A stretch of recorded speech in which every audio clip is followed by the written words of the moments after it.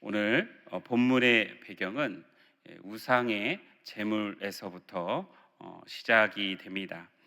고린도전서 8장 1절에 보면 이 고린도 교회 안에는 우상의 제물에 대한 분쟁이 있었습니다. 바울은 이 고린도전서를 기록할 당시에 신은 당연히 존재하는 것으로 전제하고 있었습니다. 오늘날 무신론자들이 상당수 있지만 당시에 신은 당연히 존재하는 것이었습니다. 문제는 어떤 신을 믿느냐였습니다. 토착의 신을 믿느냐, 아니면 당시 문화를 지배하고 있었던 그리스 로마의 신들을 믿느냐, 아니면 유명했던 예로부터 유명했던 이집트의 신들을 믿느냐 하는 차이만 있었습니다. 이 고린도는 당시 종교적 중심지로 여러 신전들이 있었습니다. 대표적으로 그리스 로마의 여신인 아포로디테, 그리고 또 바다의 신인 포세이돈, 그리고 제우스의 신들을 섬기며 그 신전들이 포진해 있었습니다. 여러 신전에는 날마다 드리는 여러 가지의 제사가 있었습니다. 제사를 드릴 때 항상 고기가 가축이 도축되며 고기가 신들에게 드려졌고, 그리고 남은 것은 시장에 유통되게 되었습니다. 물론 가정에서 도축되는 것도 있었지만 그것은 시장에 유통되지 않았습니다. 따라서 이 고린도에 있는 시장에 유통되는 모든 고기들은 다 신들에게 바쳐지고 난 이후에 유통되는 고기들입니다. 이로 인해서 고린도 교회에 분쟁이 일어나게 됩니다. 시장의 고기를 먹어도 된다는 입장과 시장의 고기를 먹으면 안 된다는 입장의 분쟁이 있었습니다. 이 분쟁을 해결하기 위해서 바울은 답을 제시합니다. 그 답은 바로 지식은 교만하게 하나 사랑은 덕을 세운다는 것이었습니다. 고린도전서 8장 1절을 보면 지식은 교만하게 하며 사랑은 덕을 세우나니라고 기록하고 있습니다. 이 바울은 우상의 제물에 대한 분쟁에 대해서 먼저 답합니다. 그리고 그에 대한 근거를 제시하는 것을 8장에서부터 11장 1절까지 제시를 합니다. 이 시간 바울의 근거를 따라가면서 왜 지식은 분쟁을 해결하지 못하는지, 왜 사랑이 분쟁을 해결하는지 살펴보려고 합니다. 나아가 오늘의 주제인 유연성과 연관하여 살펴보도록 하겠습니다. 첫 번째로 지식은 분쟁을 해결하지 못합니다. 다시 말해 지식은 이 분쟁을 해결할 수 있는 유연성이 없습니다. 지식이 무엇입니까? 바울이 여기서 말하는 지식은 우상 제물에 대한 성경적인 지식입니다. 바울이 비난하는 것은 그 지식 자체를 비난하는 것이 아닙니다. 지혜와 지식은 같이 있는 것이죠. 바울이 비난하는 지식은 단편적인 지식, 자기만 생각하는 지식, 하나는 알고 둘은 모르는 지식을 비난하는 것입니다. 우상의 제물을 먹어도 된다고 주장하는 자들의 근거는 다음과 같습니다. 우상의 제물은 고기입니다. 이 고린도전서 8장은 대부분 우상의 제물이라고 표현하지만 8장 13절에 보면은 고기라고 표현을 합니다. 우상에 드려진 고기를 먹어도 된다고 주장하는 자들의 근거는 무엇입니까? 첫 번째로 신전은 이 도축의 역할을 하기 때문에 신전을 거치지 않고 고기를 먹는 것은 어렵다는 것입니다. 시장에 공급되는 고기의 유통망은 다음과 같습니다. 제물에 필요한 신전에서 제물이 도축되고 제사를 드린 이후에 남은 고기가 시장에 공급됩니다. 고린도에는 신전이 아닌 사업장으로서 도축장이 없기 때문에 시장에서 공급되는 고기는 모두 신전에서 공급되는 고기라 볼 수 있습니다. 두 번째로 사회적 관계망이 구축되는 만남의 장소가 신전 경내에서 열리기 때문입니다. 이 만남의 장소인 거예요. 사회망을 구축하는 장소인 것입니다. 영향력 있는 불신 친구, 사업의 파트너, 정치적 관료들의 연애 장소가 신전 경내에 있었습니다. 따라서 사회적인 관계망을 구축하기 위해서는 이 신전 경내에 열리는 연회에 참석하며 고기를 먹는 일은 불가피하다는 것입니다. 세 번째로 이곳에서 행해지는 예식은 형식적이라는 것입니다. 신전 경내에 열리는 연회는 당연히 신을 예배하는 행위가 포함되어 있습니다. 우리도 이웃 초청 주일에 이웃을 데리고 오면 먼저 뭘 합니까? 밥부터 먹습니까? 뭐부터 하죠? 예배를 드리죠. 예배를 드리고 나서 교제 시간을 갖습니다. 마찬가지로 신전에서도 먼저 예배를 드리고 이후에 식사의 교제가 이어집니다. 그러나 그에 전에 드리는 예배는 의례적인 몸짓에 불과하기 때문에 괜찮다는 것입니다. 네 번째로 무엇보다도 이들은 이런 우상신은 존재하지 않는다는 것입니다. 실제로 존재하지 않는 신이기에 그들에게 드려진 제물은 단순히 우상 음식일 뿐이며 아무런 문제가 없다는 것입니다. 다섯 번째로 이 우상의 제물을 먹으면 안 된다고 주장하는 그리스도인들은 지식이 없기 때문에 그런 주장을 한다는 것입니다. 하나님은 한 분뿐이며 다른 신은 존재하지 않는데 우상의 제물을 먹으면 안 된다고 주장하는 자들은 이것을 알지 못하기 때문에 이런 분쟁이 일어났다라고 말하고 있습니다. 그렇다면 이 우상의 제물을 먹어도 된다고 주장하는 이들이 알지 못하는 이 우상의 제물을 먹으면 안 된다고 주장하는 자들의 상황은 어떻습니까? 먼저는 이 우상의 제물을 먹어도 된다고 주장하는 자들의 입장에 매우 혼란스러워하고 있습니다. 이 우상의 제물을 먹어도 된다고 하는 자들을 강한 자라고 칭해 보겠습니다. 그리고 우상의 제물을 먹으면 안 된다고 주장하는 자들을 약한 자라고 칭해 보겠습니다. 이 강한 자들은 보통 지식이 있고 학력이 있고 그리고 사회적인 영향력이 있는 자들입니다. 이 강한 자들은 자신의 주장을 너무나 확신 있게 이야기하기 때문에 약한 자들은 우상의 제물을 먹으면 안 된다는 생각이 있긴 하지만 내 생각에 대해서 의심하고 있습니다. 내가 틀린 것은 아닌가 하고 불안해하고 있습니다. 두 번째로 약한 자들은 이전에 우상을 섬기던 자들이었습니다. 따라서 고기를 먹는 것은 이전에 우상에게 제물을 드리고 음식을 먹었던 옛 모습으로 돌아가는 것입니다. 우상 숭배의 죄를 우상을 약한 자들은 우상 숭배의 죄를 짓는 것이라고 생각을 하는 것입니다. 세 번째로 약한 자들의 눈에는 강한 자들은 어떻습니까? 방금 전에 우상의 신전에서 우상의 제물을 먹으며 예배를 드렸던 자들입니다. 그리고 나서 곧바로 교회에 와서 주의 만찬에 예배를 드리는 모습을 보면서 위선적이라고 생각을 합니다. 더군다나 이 강한 자들의 행동의 동기의 이면에는 사업상의 인맥을 놓치지 않기 위해서 사업의 이윤을 놓치지 않기 위해서 하는 동기도 있어 보입니다.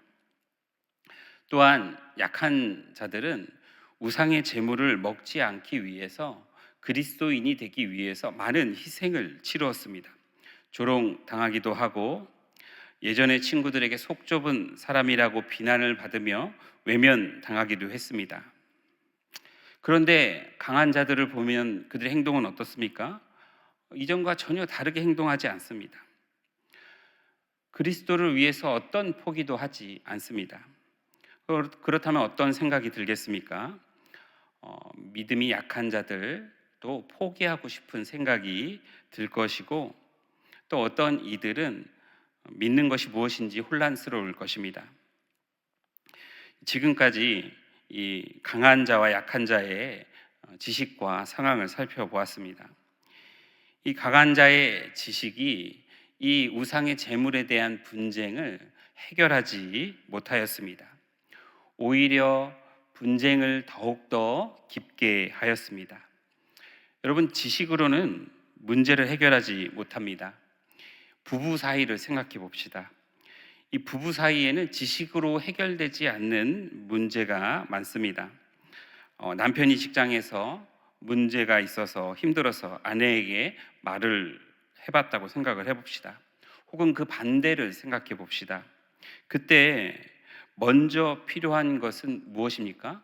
해결책이 아니라 무엇이죠? 공감입니다. 공감하는 것이 필요합니다. 그런데 보통은 지식의 문제로 접근을 하며 서로의 마음에 위로를 주지 못하기도 합니다. 교회 안에 분쟁이 있을 때는 어떻습니까? 교회 안의 분쟁도 지식의 문제로, 지식의 접근으로 해결할 수 없을 때가 많습니다. 주일학교 사역자와 주일학교 교사 사이에 의견의 갈등이 있을 때 사역자는 어떻게 합니까? 분명한 것은 지식의 문제로만, 지식의 방법으로만 접근해서는 안 된다는 것입니다. 교사들은 어떻습니까? 마찬가지로 지식의 문제로만 접근하면 안 된다는 것입니다. 어떤 목사님께서 후배 목사에게 이렇게 말했습니다. 진리의 문제 외에는 성도들에게 다 저주라는 것입니다. 물론 모든 성도들이 원하는 대로 해달라는 말이 아닙니다. 지식으로 접근하지 말라는 의미가 아니겠습니까? 성도들의 마음을 헤아리라는 것이 아니겠습니까? 그래야 분쟁을 해결할 수 있다는 말이 아니겠습니까? 사랑하는 성도 여러분, 지식은 분쟁을 해결하지 못합니다. 지식은 선하고 지식은 깊어져야 하지만 분쟁을 해결하기 위해서는, 유연하기 위해서는 지식 외에 다른 것이 필요합니다. 그렇다면 지식 외에 필요한 다른 것은 무엇입니까? 두 번째로, 사랑은 분쟁을 해결합니다.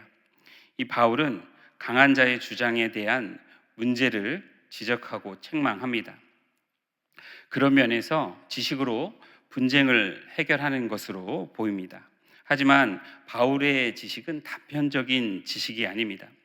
이 강한 자의 문제를 깊게 통찰하고 그들의 문제가 무엇인지를 깨닫게 해주는 지식입니다. 나아가 바울은 동일한 분쟁을 어떻게 사랑으로 해결할 것인지 강한 자와 약한 자에게 설명을 합니다. 먼저 바울은 강한 자를 책망합니다.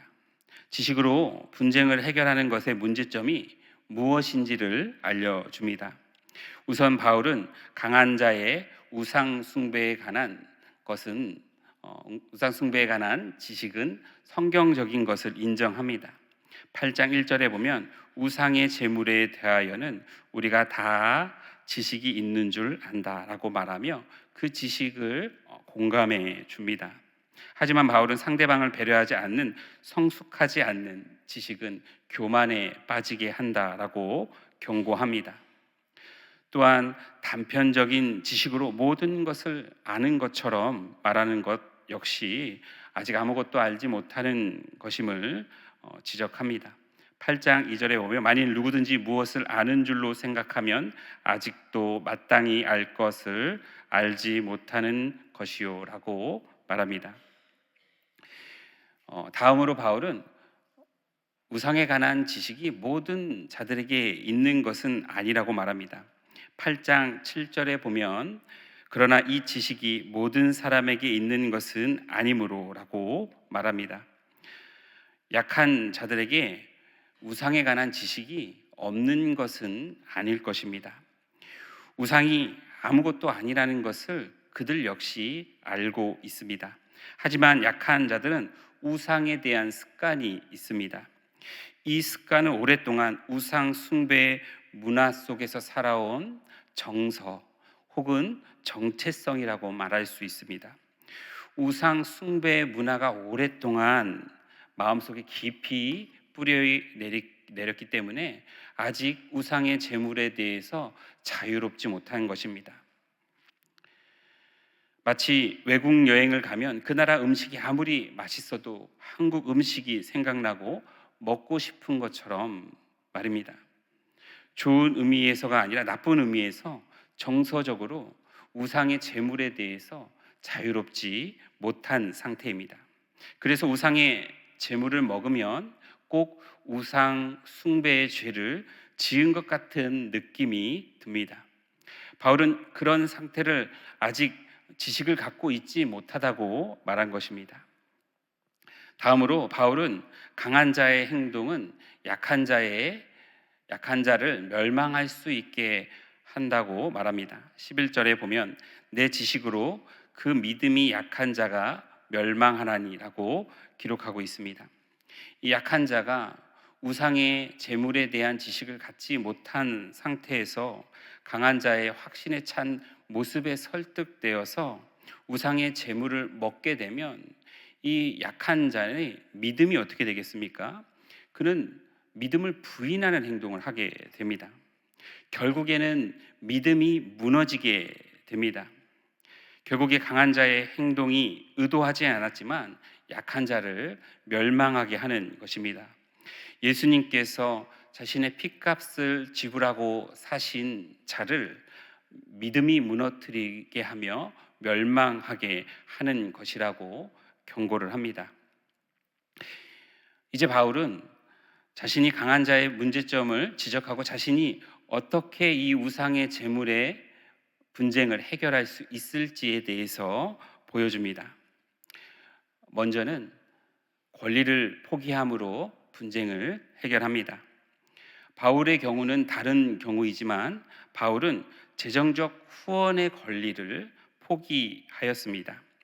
9장 12절에 보면 고린도전서 9장 12절에 보면 우리가 이 권리를 쓰지 아니하고 범사에 참는 것은 그리스도의 복음에 아무 장애가 없게 함이로다라고 기록하고 있습니다. 바울은 자비량 선교를 하였습니다. 텐트를 만들어서 복음을 전하였습니다. 바울이 물론 다른 곳에서 후원을 받은 적이 있지만 이 고린도 지역에서는 재정적 후원을 받지 않았습니다. 이 고린도 지역에는 철학을 가르치는 순회 교사들이 있었습니다. 이들은 보통 명성과 물질을 추구하는 자들이었습니다. 바울은 자신이 그와 같은 순회 선교사와 같이 명예와 물질을 추구하는 자로 보여질까봐, 그로 인해서 복음에 장애가 있을까봐 바울은 고린도에서 재정적 후원의 권리를 포기한 것입니다.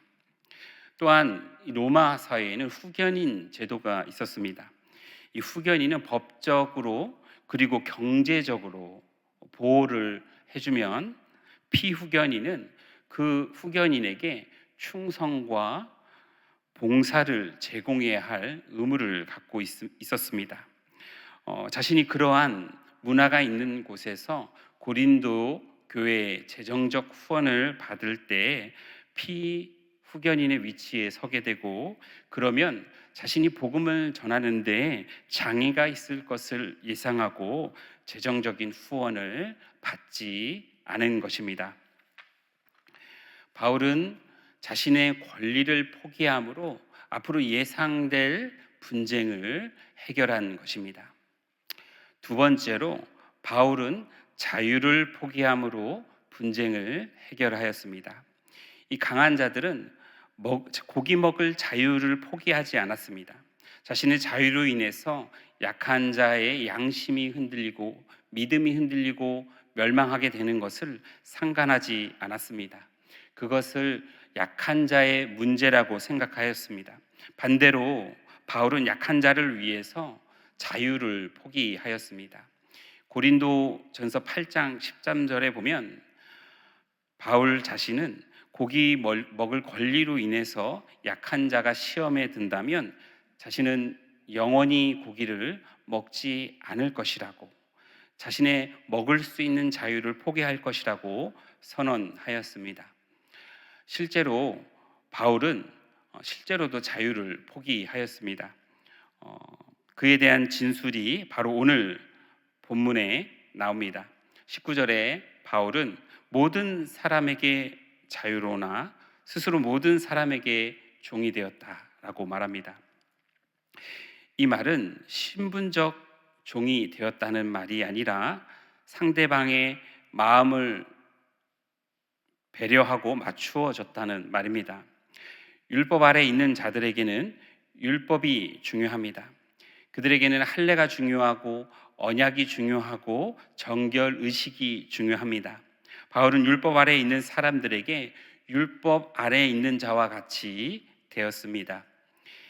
이 바울이 3차 전도 여행을 끝내고 예루살렘에 방문하였을 때 그때 야고보와 장로들이 바울을 맞이하였습니다. 바울은 예루살렘 교회에서 선교 보고를 마친 후에 이 장로들과 야고보가 바울에게 제안을 합니다. 예루살렘 교회에는 유대교회 율법의 열심인 유대 그리스도인들이 수만 명이 있습니다. 그들은 모두 율법의 열심인 자들입니다. 이들이 당신에게, 바울에게 오해를 가지고 있는데 바울이 모세의 율법을 배반하고 유대인들에게 할례를 행하지 말 것을 주장하고 다닌다고 하는 오해를 갖고 있습니다. 그래서 나 야고보와 장로들은 예루살렘 교회에 서원한 자들이 몇 명 있는데 이 서원한 자들과 예루살렘 성전에서 서원 의식 결례를 행할 것을 권면합니다. 이 결례는 서원한 자들이 이 정결 의식을 하는 것을, 서원을 마칠 때 머리를 깎고 제사를 드리는 그런 의식을 말합니다. 바울이 서원한 것은 아니었습니다. 그런데 야고보와 장로들의 제안에 따라서 율법을 지키는 자인 것을 예루살렘에 있는 유대 그리스도인들에게 보여주기 위해서 정결의식, 결례의식을 행한 것입니다. 이처럼 바울은 율법 아래에 있는 자들에게는 율법 아래에 있는 자가 아니라 율법 아래에 있는 자와 같이 행동을 하였습니다. 자신의 권리를, 자신의 자유를 포기하면서 분쟁을 해결하는 모습을 볼 수 있습니다. 또 한 가지, 이 바울이 디모데에게 할례를 받게 한 것입니다. 사도행전 16장 1절 3절에 보면 디모데의 어머니는 유대인입니다. 그리고 아버지는 헬라인입니다. 통상적으로 어머니가 유대인일 때 그 자녀는 유대인으로 그렇게 간주를 합니다.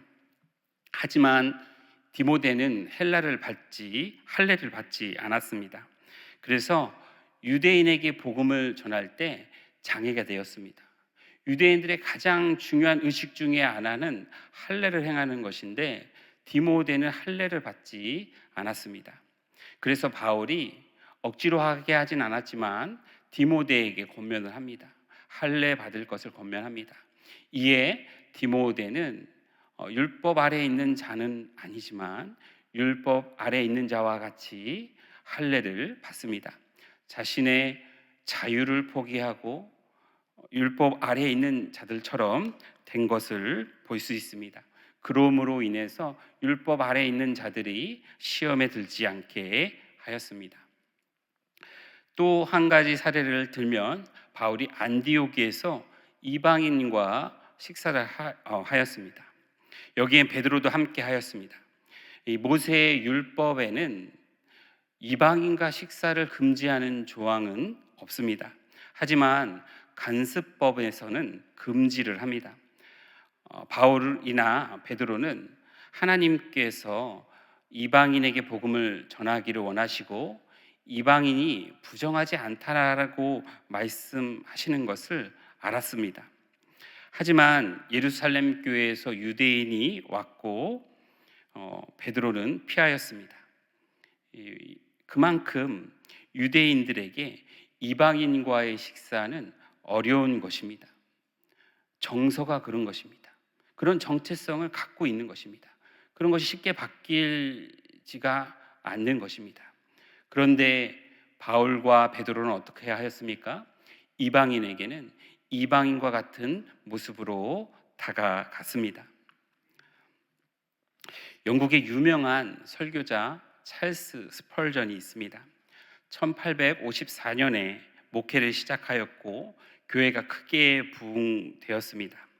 영국의 가장 영향력 있는 목회자 중에 하나였습니다. 그런데 이 찰스 스펄전은 흡연을 하였습니다. 유럽 기독교 문화에서는 흡연이 문제가 되지 않았습니다. 이 찰스 스펄전도 그것이 나에게 죄책감을 느끼게 하지 않는다라고 말하였습니다. 그런데 담배회사에서 이런 광고를 하였습니다. 찰스 스펄전이 피는 담배를 피세요. 이 문구를 보고 자신의 영향력으로 인해서 흡연을 하게 될 성도들을 생각하였습니다. 찰스 스펄전도 흡연을 하는데 나도 흡연을 해도 되지 않을까라고 생각하는 성도들을 생각하였습니다. 그리고 그들에게 끼칠 건강의 문제나 그런 해악을 생각하였습니다. 그 이후로 찰스 스펄전은 자신의 흡연할 수 있는 자유를 포기하였습니다. 찰스 스펄전 목사도 자유와 권리를 포기함으로 문제를 해결하고 분쟁을 해결하며 교회의 평안이 이어지게 하였습니다. 여러분, 가정의 평화, 교회의 평화, 공동체의 평화, 관계의 평화를 위해서 포기해야 하는 나의 자유와 권리는 무엇입니까? 그것을 포기할 때 분쟁이 해결되고 평화가 찾아옵니다. 약해서 포기하는 것이 아닙니다. 사랑하기 때문에 포기하는 것입니다. 사랑하기 위해 기꺼이 자유와 권리를 포기하는 자, 그리하여 복음의 장애가 없고 가정과 교회를 지키는 자 되시기를 주님의 이름으로 축복드립니다. 세 번째로, 사랑을 베푼 자에게는 상급이 있습니다. 다시 말해 유연한 자에게는 상급이 있습니다. 상대방을 위하여서 자유와 권리를 포기할 수 있는 유연성을 갖고 있는 자에게는 상급이 있습니다. 고린도전서 29장 23절에서 27절은 바울의 자유와 권리를 포기한 이유에 대해서 언급을 합니다. 그것은 바로 상급입니다. 9장 23절에 보면 내가 복음을 위하여 모든 것을 행함은 자유와 권리까지 기꺼이 포기함은 복음에 참여하고자 함이라. 이 말은 복음 전파를 행한 이후에 자유와 권리를 포기한 이후에 상급을 얻고자 함이라라는 뜻을 갖고 있습니다. 왜냐하면 그 이후에도 상급에 대한 언급이 나오기 때문입니다. 24절에 보면 운동장에 다름질하는 자들이 다 달릴지라도 오직 상 받는 사람은 한 사람인 줄 너희가 알지 못하느냐? 너희도 상을 받도록 이와 같이 하라라고 기록하고 있습니다. 운동선수가 1등이 되기 위해서 전력을 다하듯이 너희도 상급을 받기 위해서 집중을 하라는 말입니다. 그러할 때 우리에게 면류관이 주어진다는 것입니다. 사실 이 상급은 우리의 공로로 우리가 받을 수 있는 것이 아닙니다. 그러나 하나님의 은혜로 주어지는 것입니다. 우리가 아무리 많은 선행을 한다 할지라도 그 선행은 우리의 죄로 인해서 오염되었고 또 하나님 보시기에 완전하지 않습니다. 그럼에도 불구하고 하나님께서는 우리를 너그럽게 보시고 우리에게 기꺼이 상급을 주시는 그런 은혜로우신 분이십니다. 이 상급은 우리의 동기를 유발합니다. 하나님은 우리의 모습을 잘 아십니다. 우리가 상급의 동기를 부여받는다는 사실을 아십니다. 그리하여 선한 삶의 동기를 부여받도록, 복음 전파의 동기를 부여받도록 복음 전파에 최선을 다한 사람에게 하나님께서는 영원히 쇠하지 않는 상급을 우리에게 허락해 주십니다. 이 하나님이 주시는 상급은 세상 가장 가치 있는 상급입니다. 세상이 주는 상급은 일시적입니다. 아무리 큰 영광도 빛을 발하고 아무리 큰 권력도 끝나는 날이 있으며 아무리 큰 기쁨도 새하여 질 때가 있습니다. 여러분, 빛나는 트로피를 받아보신 적 있습니까? 처음 받았을 때 그 트로피가 그렇게 빛이 날 수 없습니다. 그러나 1년 후에도 동일하게 빛이 납니까? 그렇지 않습니다. 시간이 지날수록 그 빛은 사라집니다.